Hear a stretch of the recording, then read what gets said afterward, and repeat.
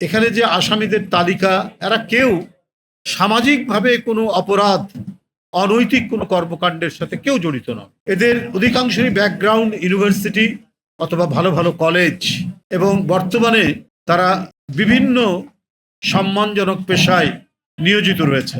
কিন্তু শেখ হাসিনার কাছে শামীম ওসমান অত্যন্ত প্রিয় মানুষ, কিন্তু দেশের মানুষ জানে যে নারায়ণগঞ্জের একজন গডফাদার। শেখ হাসিনার কাছে বদিউজ্জামান কক্সবাজারে, যিনি মাদকের সাথে যুক্ত, মাদক চোরা কারবারির সাথে যুক্ত, তাকে এমপি বানায় শেখ হাসিনা।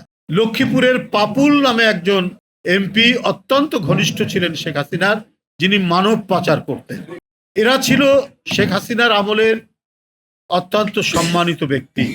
প্রকাশ্য যাদের বিরুদ্ধে বিভিন্ন হত্যাকাণ্ড, টাকা পাচার এবং নানাবিধ অবৈধ কর্মকাণ্ডের অভিযোগ রয়েছে।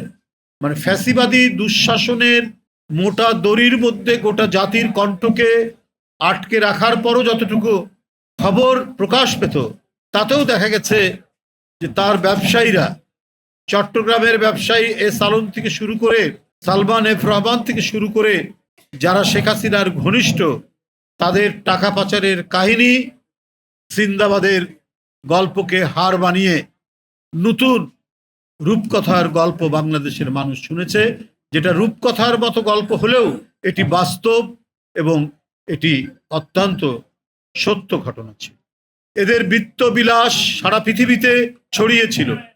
কোনো মন্ত্রীর পুত্রের খুব দামি ফ্ল্যাট আমেরিকানরা যেখানে কিনতে সাহস পায় না, আমেরিকার ম্যানহাটনে, সেইখানে সাবেক মন্ত্রী নাসিম সাহেবের পুত্রের ফ্ল্যাটের খবর আমরা জেনেছি। আমরা পেয়েছি আওয়ামী লীগের একজন এমপি এবং মন্ত্রী, তার 250 মিলিয়ন পাউন্ডের কয়েকটি বাড়ি লন্ডন, ইংল্যান্ডের বিভিন্ন জায়গায় ছড়িয়ে পড়েছে, যেটা আন্তর্জাতিক গণমাধ্যমে থেকে আমরা পেয়েছি। এটা অত্যন্ত সত্য ঘটনা, এটা আমরা বানিয়ে বলছি, ডকুমেন্ট সহ এসছে। সামান্য একটি ঘটনার কথা বললাম। যিনি ইংল্যান্ডে রাজনীতি করেন শেখ পরিবারের, তিনিও শেখ হাসিনা এবং শেখ পরিবারের যে চেতনা, দেশের মানুষের কথা বলে দেশের মানুষের পকেট কেটে বাইরে পাচার করা, সেখান থেকে তিনিও মুক্ত নন। টিউলিপ সিদ্দিকী, তিনি ইংল্যান্ডের এমপি। সেখানে একজন রাজনীতিবিদ বা এমপির দুর্নীতি করা যে কত বড় মহাপাপ,